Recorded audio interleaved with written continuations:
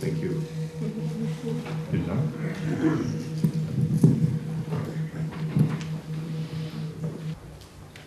Good morning. Good morning. I would like to remind you of Bodhisattva. That's it.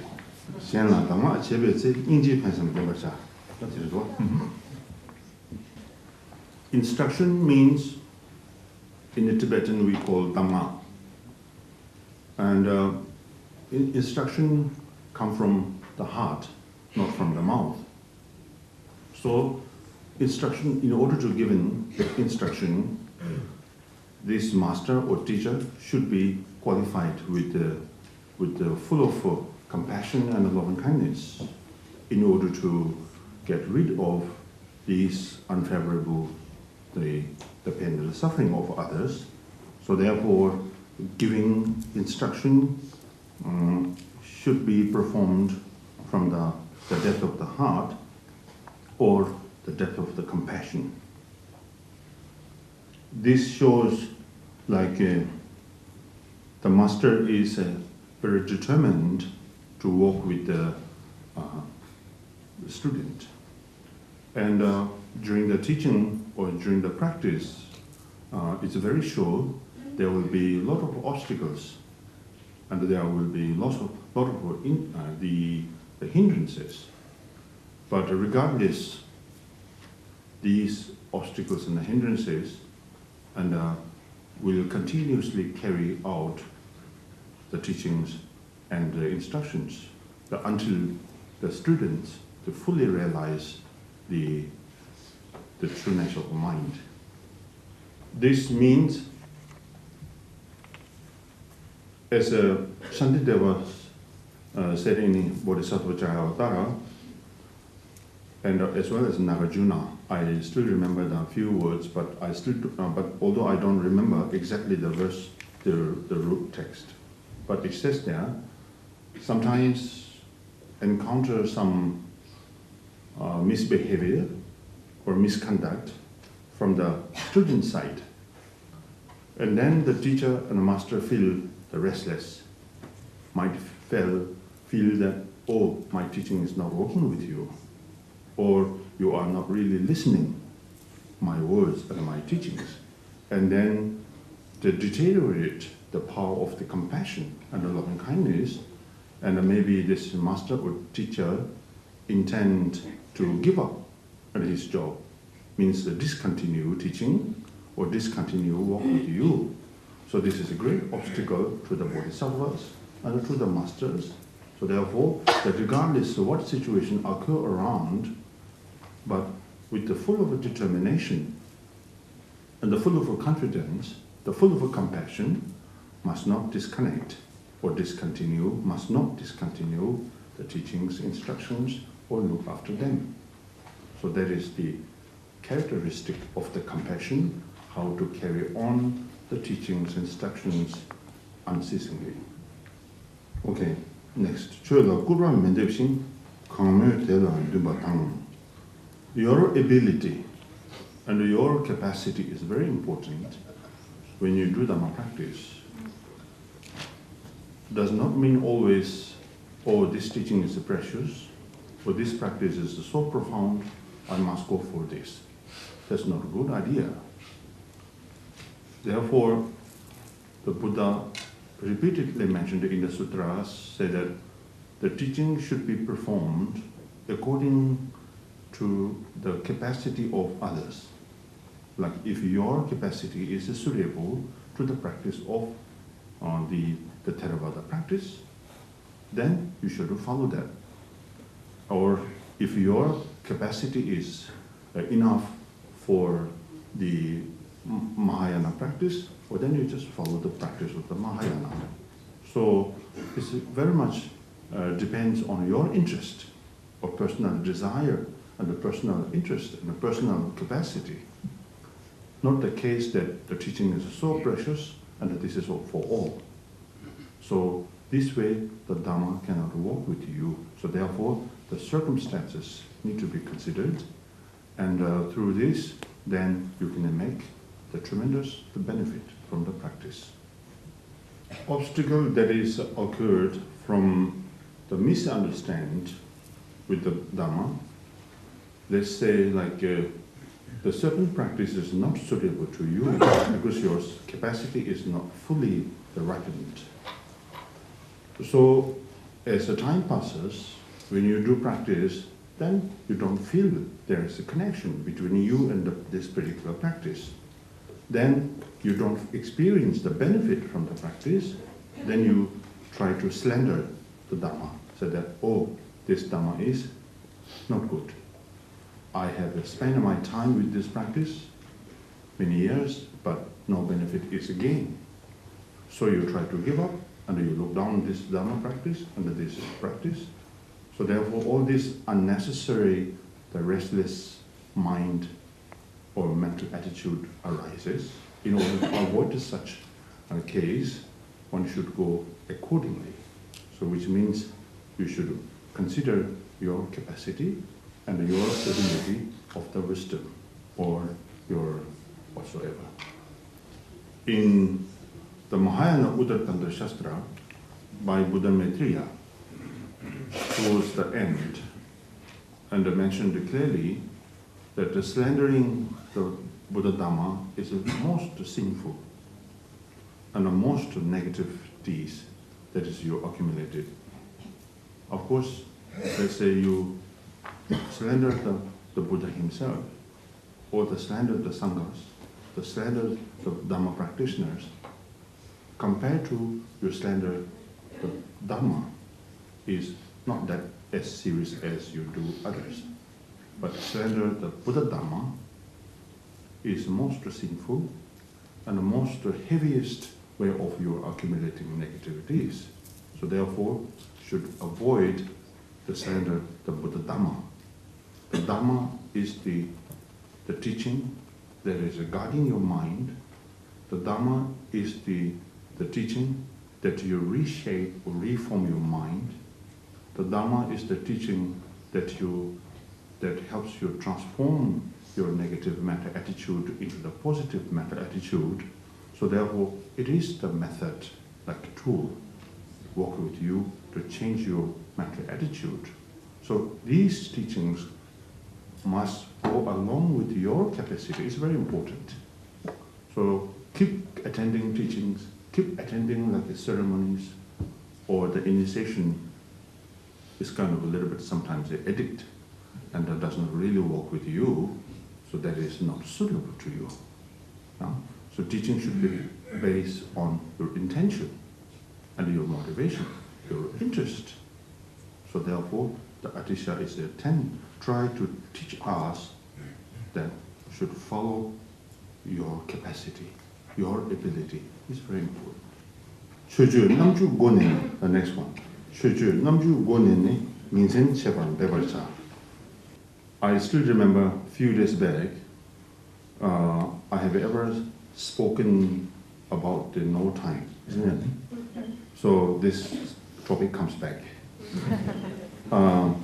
Like Potowa, the great master of the Kadampa, the Potowa's main practice is the no time. So I have no time to smile, I have no time to gossip, and I have no time to spread the rumors, and I have no time to entertain you, and I have no time to sleep, I have no time to roaming around. There are so many no time. So why no time? Because life is very short. Life is very short. And this precious human life is obtained, luckily. And now if I lost this precious human life without doing any good things, then no guarantee in the future to reobtained such precious human life again. No? There is no guarantor, even the Buddhas and the Bodhisattvas, no guarantor. So therefore, I want to make very meaningful, precious human life. Therefore, I need to spend my day and the night with the practice. The practice that there is 3 practices, the physical practice, the verbal practice, and the mental practice. Among these 3, the most severe, the most meaningful is the mental practice. So therefore, Atisha says, the day and the night, that regardless, however, I will spend my full time with the practice. And the Shantidevas in the Bodhisattva Avatara, he says, I will quickly stand up if the snake come into my lap. Maybe some of you brave, maybe will not stand up, but me, yes, I will definitely. So anyway, maybe sometimes the example is not for all, but definitely to me. So therefore, it's suitable to me to bring up this the example. So when snake came into my lap, I will quickly stand up. Likewise, if any sleep or laziness occurs, then he says, I shall swiftly turn it back. That's very important. Okay. As I said earlier, why so important that I should spend my time day and night with the practice? So because Kadampa masters, the concern, or they have confirmed that the mental delusive, the delusive mind or delusive mental attitude is very difficult to get rid of because we are very lazy. And from life to life, from life to life, and we have been very lazy all the time. And although we do experience and we do know these miseries, the pain and the sufferings are unwanted circumstances, yet we enjoy. But deep in the heart and the deep inside the mind, of course, you still feel the power of the pain and the suffering, which is really that you don't want. So to get rid of these unwanted circumstances, it takes time. So you need to put very much effort into the practice, like great Mahasiddhas and like Milarepa, Jawa Gotsangpa. You can read the life story of those great masters and how much their time and the effort put it into the practice in order to be achieved their practice. So therefore, life is very short. And the life is very uncertain. Uncertainty of life is always there. We die, we lost this life under any circumstances, not necessary to be sick with an incurable disease. We are very healthy and say good night, sleep, but morning is a completely goodbye. So you cannot wake up. Likewise, there are many circumstances that you really die unexpectedly. So therefore, we have to be very diligent and give up the sleep, the laziness, and all these so-called the disturbances. Need to be very wise, need to be very active with your practice to win from the battle of to be won the battle with these the suffering and the pain and the miseries.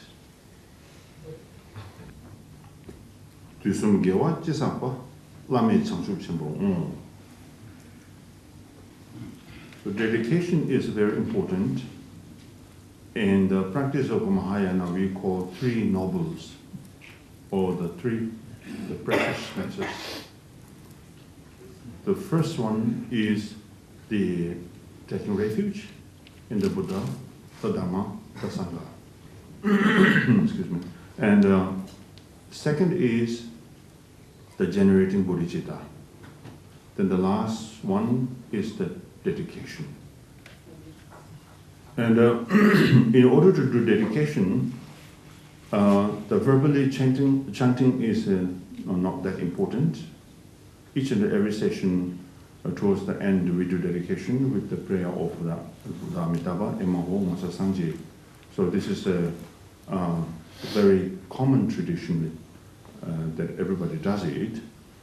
But most important dedication you can perform from the heart. It's very important. And if you dedicate your merits towards all sentient beings, then you have made very meaningful your practice. And otherwise, if you miss or fail to dedicate that merits, then every performance of the practices you have made are just wasted. From the Mahayana point of view, so therefore you put too much effort into the practice, you have to spend the time with your practice, so make it useful or make it meaningful of your practice by the dedicating the merits toward the sentient beings. So therefore, dedication is needed. The reason is because you are trying to benefit and help sentient beings, because you are being so compassionate, and you tend to accept every situation that occurs, whether it's really pleasant or unpleasant for you, but you really do accept as an object of your practice, and it doesn't really make restless your mind, because you compare to all sentient beings, my suffering is much less, because I'm single, and number-wise, the others are much huge. So, and the characteristic of the suffering and the pain itself, the mind is much less, because there is much more and much larger. So, all sentient beings really tend to liberate themselves from the suffering, but they fail to recognize the cause of the suffering and the pain. So therefore, they spend too much time the practice for the purpose of eliminating the suffering and the pain itself, but they are still within the cause of the suffering and the pain, which is our ego and the ignorance. So as long as the power of the ego or the power of the ignorance is there, then there is afflictive emotion. As long as there is afflictive emotion, this causes the karmic action. So as long as there is a karmic action, there is a rebirth in the samsara. Then there is a rebirth in the samsara, then you accumulate it again. So there is no way to get out of this. So therefore we call this as a cyclic existence, one after another. So there you cannot get out of this suffering and the samsara. So you're being so compassionate, therefore each and every merit of the practice that you have accumulated, you are joyfully and willingly to dedicate those sentient beings. So the purpose is very profound. As well as the dedication helps to multiply the power of the merit.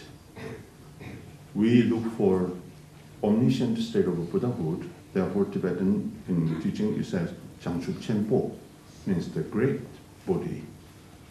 The great Bodhi is the ultimate enlightenment. And in order to get to the ultimate enlightenment, then need to abide or sustain the power of our merit, because this is the one who leads us to the great Bodhi. So, and we need also multiply the power of the merit and the power of the practice. So therefore, the dedication helps us to multiply each and every merit that you have accumulated. Therefore, the next word here, Sonam Simjing Namadar. Tadu Yena Dumbai Manam Chambu Davarcha. The prostration, offering, the confession, rejoicement, then the requesting, the training the will of Dhamma, and the requesting live long life, and dedication. Making prayer is very important, although naturally our mind is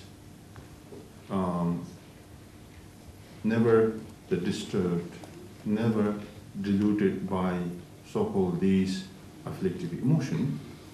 Yes, seemingly, yes, our mental mind is deluded, our mind is obscured. Yeah? Therefore, we make mistake physically, verbally, mentally. But the Buddha says, well, Buddha does not blame you, but rather blame the mental negative attitude itself. Yeah? So naturally, our mind is very pure. It's never disturbed by those so-called the disturbing emotions. But that's not enough. That's not sufficient. So therefore, in order to achieve our practice with the study, contemplation, meditation, whatsoever we do, and need to be achieved our practice. So in order to achieve practice, then the prayer is need to be done. So prayer. Therefore, like the prayer of this oracle, King of Prayer, by Bodhisattva Samantabhadra. And so each and every verses when you read these, the King of the Prayer, it's very meaningful, and it's very touching, and of course, very the blessed. So therefore, in our practice, everyday life, making prayer, along with the study, along with the contemplation, along with the meditation, is going to be much more powerful for practice to be achieved.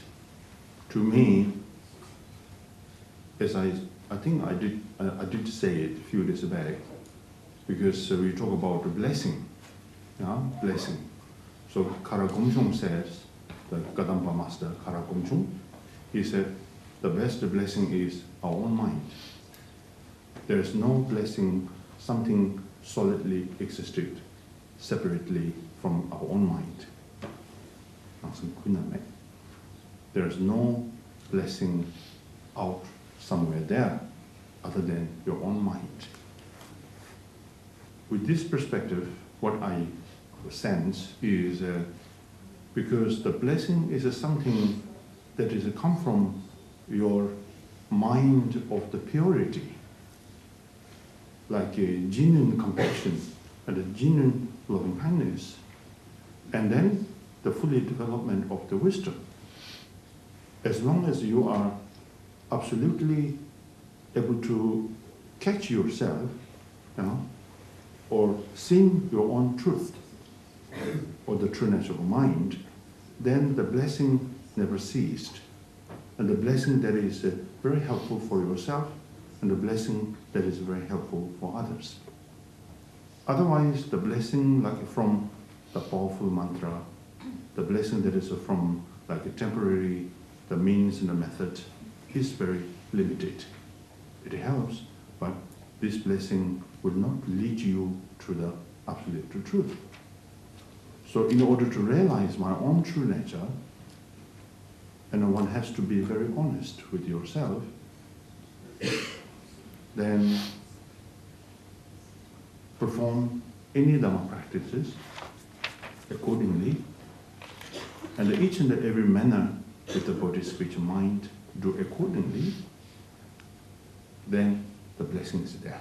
That's what Kara Gomchung says. So this blessing lasts forever. And this blessing will lead you to the Buddhahood.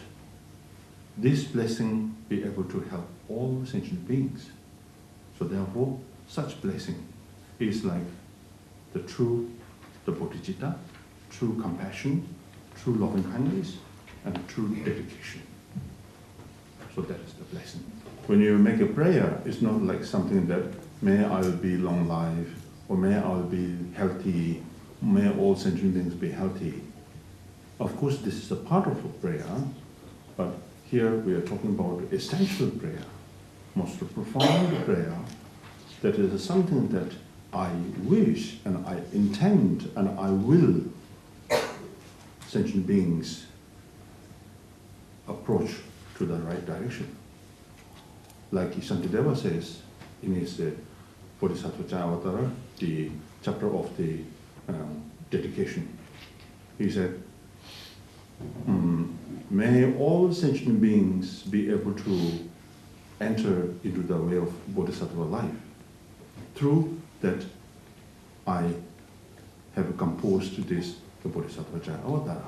So he dedicated his teaching of the Bodhisattva Avatara for all sentient beings, that be able to bring them or make them to enter into the way of the Bodhisattva's life. So this is so profound. And the Milarepa says, as also, he said, I have gone through my life the hardship, the difficulties, and looks seemingly very miserable life, because it's kind of really torturing his life by his masters. But the dedication from this is hard work, is the difficulties of the life dedicated towards all sentient beings. He said that in the future, because of my hard work, be able to help sentient beings to bring their mind into the Dhamma. May all sentient beings' practice be able to be successful. May obstacles and the hindrance to remove away. So the sense of the prayer or sense of the dedication is the wish and the will to bring all sentient beings' mind into the Dhamma. So this is very profound. Not really always say, oh, may always be enlightened.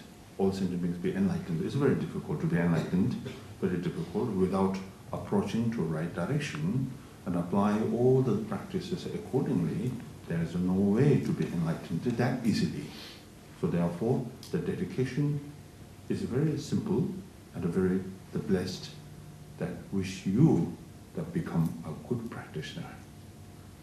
Wish that your mind enter into the Dhamma. So that is the what I call the sense or the characteristic of the prayer. Mm-hmm. And also, if you keep doing the prayers based on bodhicitta and compassion, the genuine prayer, if you do this time, then once you are enlightened, then after enlightenment, then the activities that come out spontaneously, effortlessly. And now, because with the effort, you try to walk with the sentient beings, but that your capacity or the power or the strength of the activity is very limited.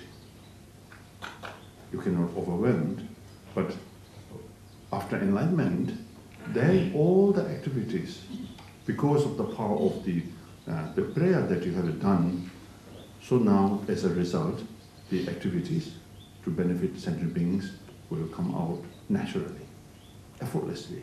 So this is the interesting way how to, or the purpose of why we are making prayer. Two accumulations. Is it two merit? Mm-hmm. Two accumulations. Mm-hmm. I'm not so familiar with the English, so therefore I often make a mistake. So two accumulations, the accumulation of the merit and accumulation of the wisdom. What is accumulation of merit? The Tibetan call Phuntsok.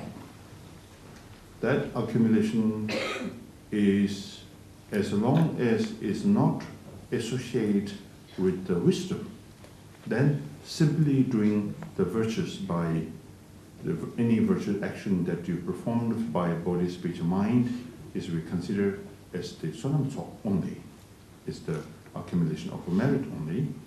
And once you are able to associate or mingle with the wisdom, inseparability of this virtue and the wisdom, then we consider this is the accumulation of the wisdom. The leading your practice to the Bodhi or the enlightenment is the accumulation of wisdom. By accumulation of merit alone, of course, this provides you like long life, the good life, enjoyment, and all etc. Can be provided by the accumulation of merit alone, but this will not lead you to the omniscient state of Buddhahood, just only sanam or the merit. But by wisdom, because of the wisdom, is a direct, the contradict to the ego. Ego is the one who trapped you in this samsara, not let you be free. So there's no direct contradict between like a bodhicitta, compassion, loving kindness, and the ego. So in order to cut or uproot this ego, then one has to apply the wisdom. Because of the power of the wisdom, and then all the rest of the virtues or all the rest of the merit are kind of transformed into the wisdom, so that helps you to cut the root of the samsara and lead you directly to the enlightenment. So therefore most powerful is the accumulation of the wisdom. Diba nijang seju de milu toba tenebe lame changshu toba yuru. So if you do that, then eventually, gradually, of course by applying the wisdom the profoundly, then can be seized these two obscurations. And because of this, then you have made a very meaningful, the precious of human life. Because then you have achieved the omniscient state of Buddhahood, which is the absolute Bodhi. The important significance of the Dhamma practice, we must be very aware of the potential, the Buddha nature. Of course, we all do have equally, and does not make differences between the genders, between the lifestyle. It doesn't make differences between a human being and the animal lives. It really doesn't matter. As long as you are a sentient being, then the Buddha nature or our natural potential is there. But this is not the only case. Cannot say that, oh, I have a Buddha nature, so I will be enlightened. It's not the case. The case here is the precious human life is very important. That we need to be considered. And that one is we obtained already. So now our option is whether you waste this precious human life or you really want to make a meaningful precious human life. That is our option. Yeah? So therefore, the Atisha, the great master Atisha, if you really wish to be enlightened, then one should make precious human life very meaningful. How we must recognize or identify our potential and the Buddha nature. Because of this, one can practice study, one can apply contemplation, one can apply meditation. These three only the way that they help you to get out of this samsara. The study, contemplation, meditation. So if you do not work with these, simply you feel contained with the potential, the Buddha nature would not be sufficient, not be workable at all. So therefore now we need to wake up our mind completely as Bodhisattva.